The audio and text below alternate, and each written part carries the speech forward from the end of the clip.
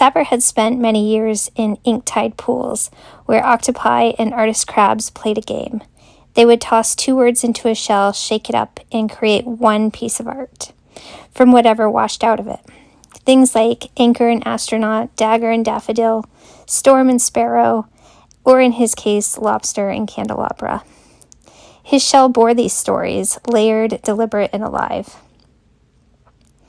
I had seen sea creatures with markings like this before, and I had my own, but his made my heart do a little undertow.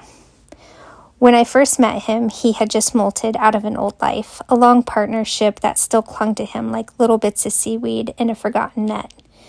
His tide pool still had remnants, but I didn't judge.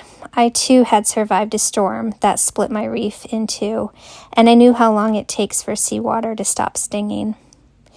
But he was a strong lobster, the kind that could powerlift pearls from the ocean floor. I admired that strength and the steady discipline of it. One weekend, we swam along the south shore. I called it the weekend of rainbows because everywhere we turned, the sky was arched with colors like the ocean was showing off. We camped beneath a aurora-kissed sky with waves crashing in the distance. For a moment, it felt like fate was sending signals, like maybe this lobster had surfaced just for me. But Sapper was also a creature of strange currents.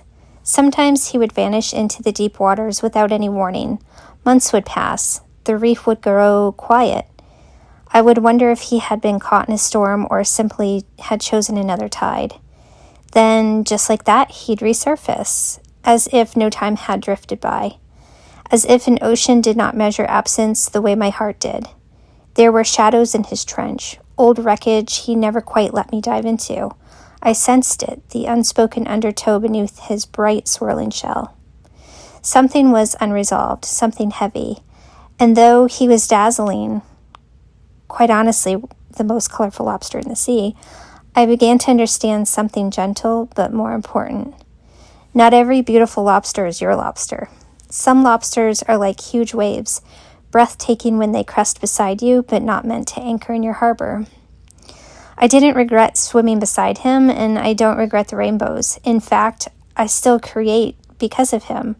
I still toss two words into the universe and see what masterpiece washes ashore. But I knew that my forever lobster would not disappear into the dark without a trace. He would stay, he would anchor, he would choose the same shoreline every day. And somewhere out there beneath another patient sunrise, that lobster